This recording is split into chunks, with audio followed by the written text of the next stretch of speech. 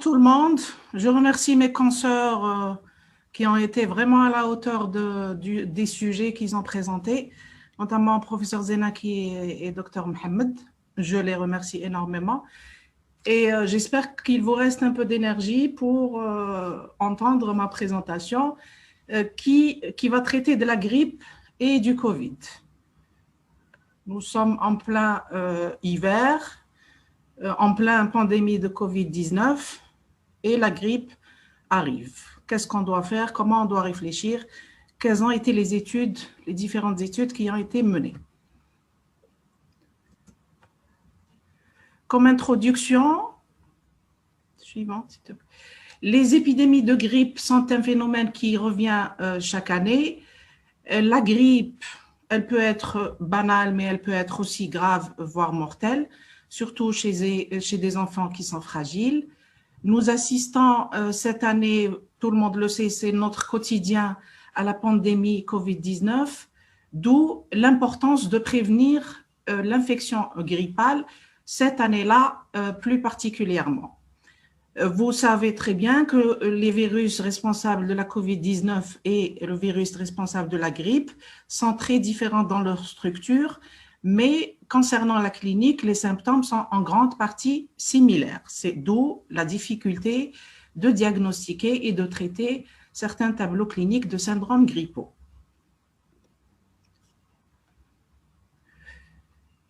Selon des chiffres de 2017, chaque année dans le monde, la grippe touche jusqu'à 1 milliard de cas dans le monde.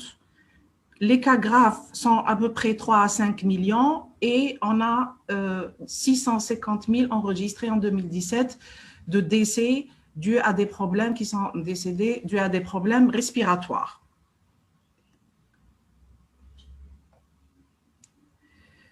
Quels sont les objectifs de cette présentation? C'est d'abord de pouvoir différencier la COVID ou le Covid, appelons-le comme on veut, des infections par virus hivernaux. Et quand je parle de grippe, je parle de pratiquement toutes les infections respiratoires dues à des virus d'hiver. Comment faire le diagnostic devant un tableau clinique compatible avec la COVID-19 ou avec la grippe? Et puis, le but de tout ça, c'est d'anticiper, dans un contexte de pandémie de Covid, une circulation de virus grippaux qui est concomitante. Pour rappel, voici les virus. Le virus le plus connu des syndromes grippaux, c'est le virus de la grippe. La grippe, il y a 4 types chez l'être humain, le virus A, B, C et D. Ce virus fait partie des virus ARN qui est de la famille des orthomyxoviridae. Il touche l'être humain comme il peut toucher certains animaux comme les oiseaux et d'autres mammifères.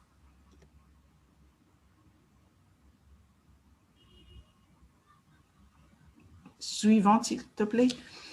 Le virus de la grippe est un virus, comme je vous ai dit, c'est un virus ARN qui est constitué de protéines qui vont donner cette nucléoprotéine qui va protéger l'ARN du virus dans une enveloppe. Cette enveloppe est parsemée de spicules qui vont être, certains vont s'attacher aux cellules respiratoires, les neuraminidase, les N, et plutôt les hémagglutines qui vont s'incruster dans les cellules respiratoires et les neuraminidase qui vont essayer de détacher ces virus et donc d'éliminer les virus des cellules respiratoires. Donc, vous avez cette notion de spicule NH suivante.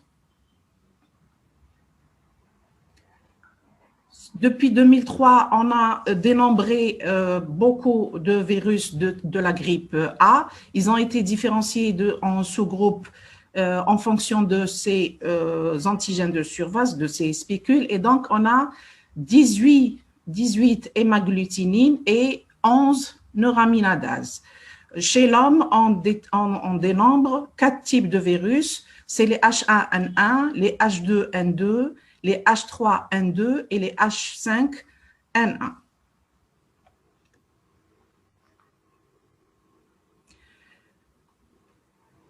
Quelles sont les particularités des épidémies de ces virus de grippe? Il faut savoir que les virus de la grippe A et B donnent des épidémies annuelles. Ils reviennent chaque année dans le monde.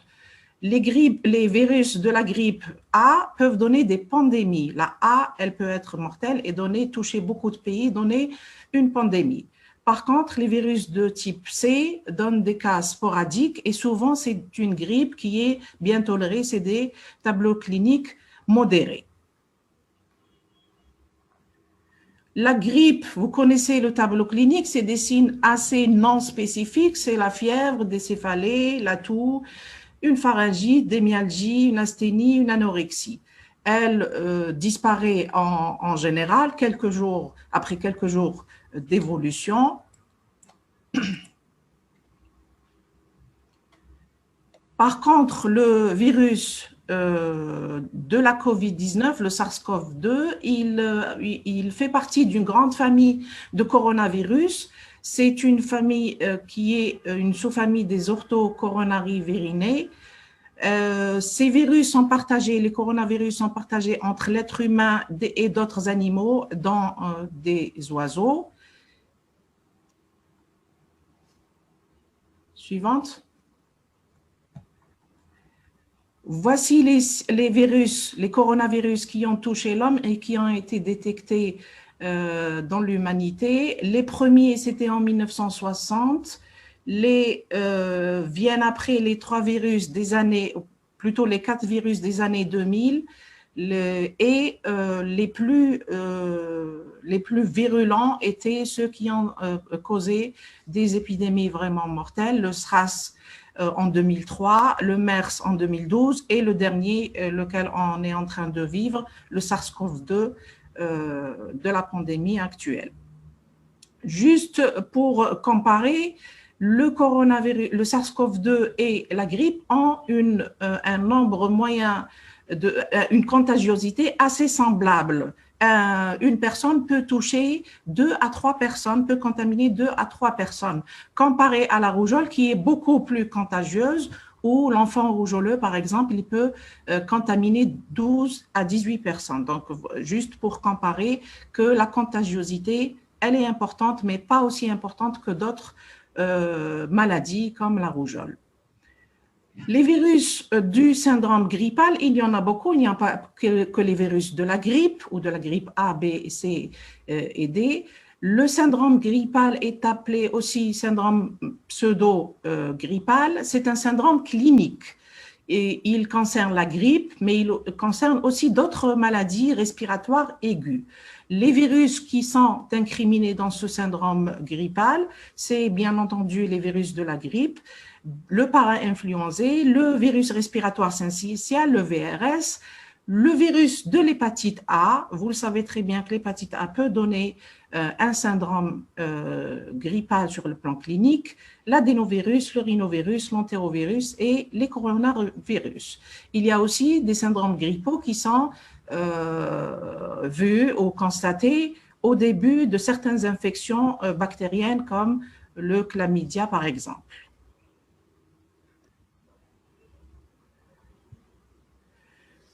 Une constatation lors de statistiques d'une évolution hebdomadaire de consultation, quand on consulte pour un syndrome grippal, on a beaucoup plus d'enfants. Et vous voyez sur cette image qu'il y a un pic des enfants de moins de 5 ans.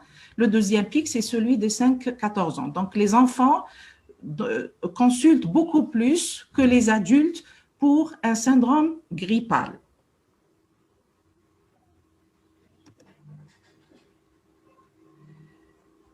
Chaque année, on a des virus divers et donc on a des épidémies de grippe, de gastroentérite, de bronchiolite qui sont dues à des virus hivernaux.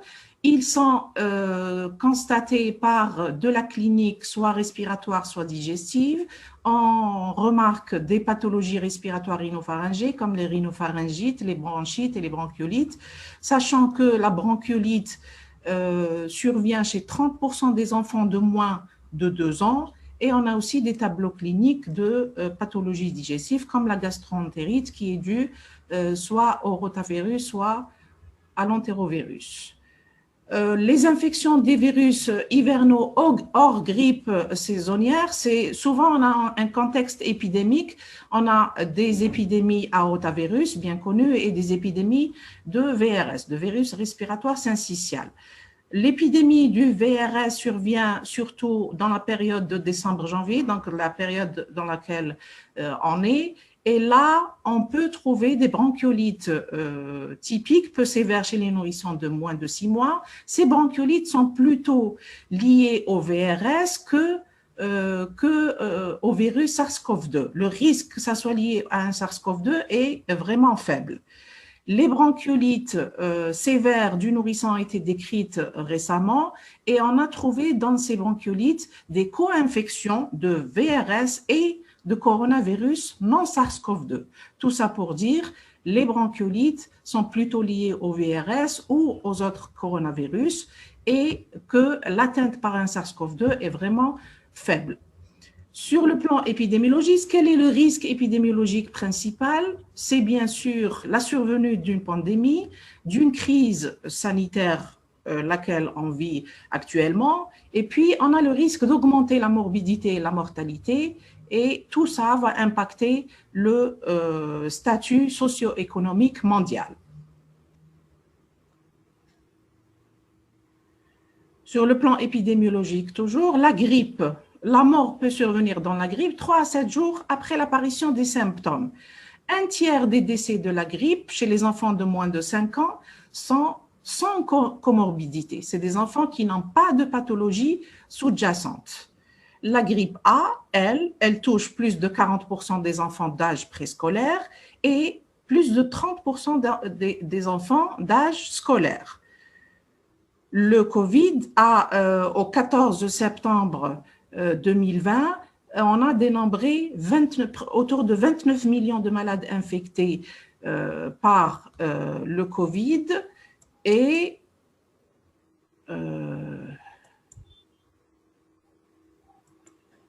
Un 29 millions. Je ne vois pas le chiffre, c'est pour ça. Oui. Autour de 1 million de morts. Autour de 1 million de morts, 900 000 et quelques. Ouais. Merci. Voyez ce dernier rapport de l'OMS du 23 octobre de la virus où ils avaient trouvé dans les mois d'hiver, donc de novembre à mars, ils ont trouvé pratiquement les virus de la grippe A et la grippe B. Vous remarquez que ce pic dans le monde a été constaté en parallèle avec le début de la pandémie Covid-19.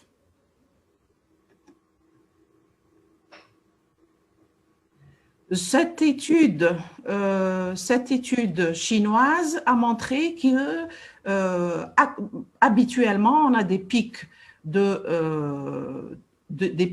grippe A et B. Et le dernier pic qu'on avait remarqué à la fin de l'année 2019 coïncidait avec le début de la pandémie. C'était un pic très important comparé aux autres pics des années précédentes. Quelles sont les similitudes et différences entre les virus de la grippe et le Covid-19? Ce sont, sur le plan clinique, des infections qui ont en commun des signes cliniques, qu'ils soient isolés ou associés. On peut avoir des tableaux asymptomatiques, des enfants qui sont carrément asymptomatiques ou qui ont des symptômes bénins ou plus gravement des manifestations mortelles, graves et mortelles. Et puis, on a aussi la mortalité qui peut survenir dans les deux tableaux cliniques de ces virus. Ces virus se transmettent de la même manière par les gouttelettes respiratoires et par le comptage. Et je parlerai là des surfaces contaminées, des mains qui sont contaminées. Vous savez très bien tout ça. Suivante. Alors, ce tableau a comparé 4 virus, les virus le virus de la grippe, le virus de la COVID-19, le virus respiratoire syncytial, le VRS et le rhinovirus. Et sur le plan, il a trouvé que c'est un travail canadien, il a trouvé que sur le plan clinique, les tableaux cliniques étaient semblables, sauf que la perte de goût et de l'odorat dans le COVID-19 était plus évocateur, c'était des signes plus évocateurs par rapport au tableau clinique des autres virus. Par contre, dans le rhinovirus, on remarque qu'on pourrait avoir le même tableau clinique avec absence de fièvre ou une fièvre très légère. Sur le plan de complications, on a les mêmes complications dans la grippe saisonnière et dans le SARS-CoV-2, des complications cardiaques et neurologiques. La particularité de la COVID-19, c'est la présence de caillots de sang suite au syndrome inflammatoire. Et on sait dans notre pratique qu'est-ce qu'il en est de cette particularité. Pour le VRS et le rhinovirus, vous avez des pneumonies, des bronchites, des bronchiolites. Et dans les 4 cas, on pourrait avoir des tableaux très lourds.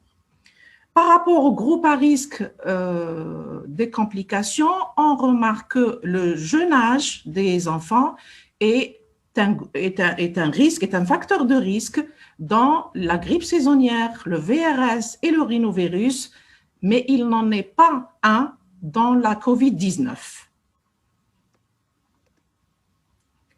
Suite de la même étude, vous remarquez que Non, reviens à la plaque, s'il te plaît. Pardon? Reviens à la plaque d'avant. Celle-là.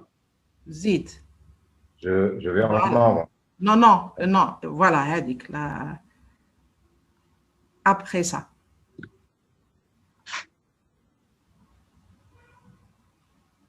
Voilà. Donc, vous remarquez que dans les périodes d'incubation, vous les voyez, la période d'incubation la plus longue est celle du SARS-CoV-2 comparée aux autres périodes d'incubation. Je note que la période d'incubation est le délai entre l'exposition au virus et l'apparition des symptômes. Pour la période de transmission, les périodes de transmission sont plus ou moins les mêmes selon les études aussi, mais on remarque que le virus respiratoire syncytial est à la période la plus longue. Il peut aller jusqu'à 4 semaines. Je sais que dans certaines études, ça a marqué que le SARS-CoV-2 peut aller jusqu'à 32 jours ou 37 jours, selon une étude même jusqu'à 60 jours de port de virus, mais la contamination, la transmission peut se faire 48 heures avant et 10 jours après l'apparition des symptômes. Suivante. Cette plaque, c'est juste pour vous dire que dans la grippe, le jeune âge est un facteur de risque de développement d'une forme grave, alors que ce n'est pas le cas pour la COVID-19. Le jeune âge, l'enfant qui a moins de 3 ans, a un risque de décès quand il présente une forme grave. Ça, c'est une note de septembre 2020 de l'OMS. Une belle photo qui nous aide un petit peu à comprendre et à dire oui, mon enfant est plutôt COVID-19, oui, mon enfant a plutôt un virus de grippe. Les symptômes évocateurs de la COVID-19, c'est plutôt la perte du goût et de l'odorat, bien que ça n'est pas pathognomonique, on peut les retrouver dans d'autres tableaux cliniques de virus. La douleur à la poitrine, elle est assez évocatrice, l'essoufflement et la toux. La toux existe aussi chez les tableaux cliniques de grippe et on trouve dans la grippe plutôt les maux de tête, les céphalées, les douleurs musculaires et la fatigue, qui peut se retrouver bien sûr dans la COVID-19, mais les céphalées et les douleurs musculaires sont plus évocatrices de la grippe que par rapport au COVID-19.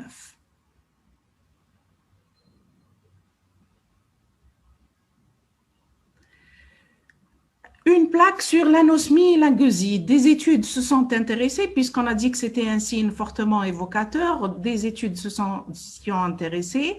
Et je vous cite cette étude de Payne, une étude américaine qui a trouvé que les symptômes anosmie, agueusie, fièvre, frisson, myalgie étaient plus significativement associés à la COVID-19. Cette deuxième étude en mai 2020 de MENI a étudié par rapport à une application smartphone qui a été faite aux États-Unis et au Royaume-Uni chez les patients COVID qui ont été diagnostiqués par la PCR, où il a trouvé 3 symptômes significativement retrouvés, c'est l'anosmie et ou agueusie, puis l'anorexie et l'asthénie. Donc, vous voyez que l'anosmie et l'agueusie se retrouvent toujours au premier plan avec des odds ratios très importants.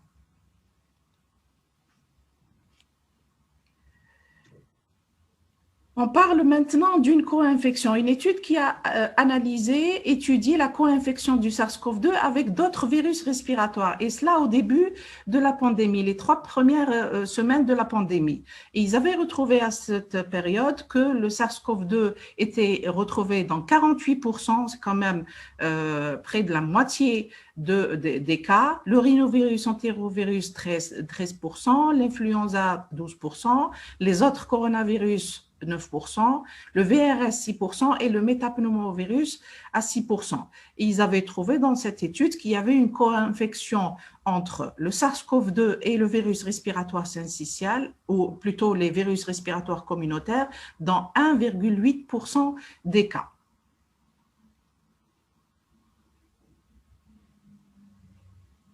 Suivante. Bronchiolite, diarrhée, est-ce qu'on les retrouve dans la COVID-19? Plutôt, c'est des symptômes de virus respiratoire syncytial, de rotavirus. Qu'en est-il? Une étude de Grimaud qui a rapporté 2 cas de bronchiolite sévère dus à la COVID-19 qui n'étaient pas liés au VRS. En cas d'épidémie de rotavirus, il faut savoir qu'une diarrhée peu sévère du nourrisson a beaucoup plus de possibilités, de probabilité d'être liée au rotavirus qu'au SARS-CoV-2. Quand l'épidémie est bien connue, qu'on a plusieurs cas de diarrhée, qu'on a détecté quelques rotavirus chez des enfants, il y a plus de possibilités que ce soit un rotavirus chez votre malade consultant. Cette étude de CAI chinoise a rapporté une forme grave. Par contre, elle a rapporté une forme grave de co-infection qui est existante de rotavirus et de SARS-CoV-2.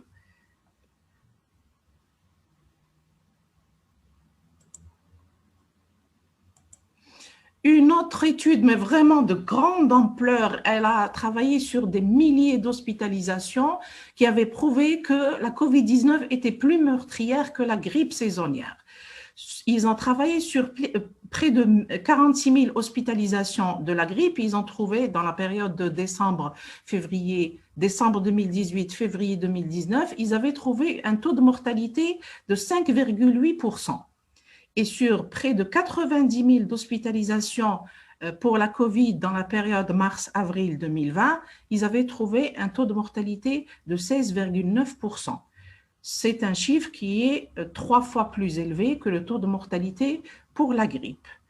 Parmi les enfants, toujours dans cette étude, parmi les enfants de moins de 18 ans qui étaient diagnostiqués COVID et diagnostiqués grippe, 1,4% étaient hospitalisés pour la COVID, alors que pour la grippe, 19,5% étaient hospitalisés. Donc, vous voyez le rapport qui existe, qu'il y a plus d'hospitalisation par rapport à la grippe que d'hospitalisation de la COVID chez l'enfant. La réanimation intensive chez les moins de 5 ans était aussi plus important dans la COVID que dans la grippe. 2,3% dans la COVID et 0,9% pour les patients atteints de grippe. Suivante. Toujours dans la mortalité-morbidité, une étude à Sao Paulo avait retrouvé un taux de mortalité plus élevé que les autres maladies respiratoires dues à d'autres virus d'hiver, donc 15,2% Covid et les autres c'était 4,5 et 3,2%. Une autre étude australienne chez les enfants qui avaient présenté des pneumonies, qui étaient hospitalisés pour des pneumonies, des enfants de moins de 5 ans, avait retrouvé un taux de létalité de la pneumonie VRS par virus respiratoire syncytial qui était plus importante que la létalité de la pneumonie SARS-CoV-2 ou de la pneumonie de la grippe. Suivante. Enfin, après tous ces chiffres, toutes ces comparaisons, toutes ces informations qu'on a eues par rapport au virus qui circule l'hiver, qu'est-ce qu'il faut faire? Ce qu'il faut faire, c'est ce qu'on est en train de faire depuis des mois, 9 mois en Algérie, presque 12 mois dans le monde, c'est les mesures individuelles efficaces pour prévenir la Covid. Elles sont également aussi efficaces dans la grippe. L'hygiène des mains, la distanciation physique, le respect des règles d'hygiène respiratoire et le port du masque. Dans la prévention, toujours, l'OMS a fait des recommandations. L'OMS, depuis très longtemps, a des normes mondiales de surveillance épidémiologique de la grippe. Ça s'appelle le Global Epidemiological Surveillance Standard for Influenza. Elle a donné des recommandations de tirer parti, de profiter de cette surveillance de la grippe pour assurer le suivi de la COVID-19. Cette surveillance se base aussi, cette prévention se base aussi sur la vaccination antigrippale. Pourquoi elle est essentielle, surtout dans cette période de pandémie? Parce qu'elle va réduire les co-infections, réduire les tableaux sévères cliniques dans la COVID-19 et donc diminuer la mortalité et la morbidité chez les enfants atteints. L'OMS, voilà les recommandations en ce qui concerne les vaccinations annuelles. Elles sont là depuis quelques années et vous voyez que les enfants de 6 mois à 5 ans sont la tranche d'âge la plus destinée à être vaccinée parmi les enfants parce que ceux-là sont beaucoup plus atteints par les virus hivernaux et beaucoup touchés par les hospitalisations et donc par le décès et les formes graves. Voilà.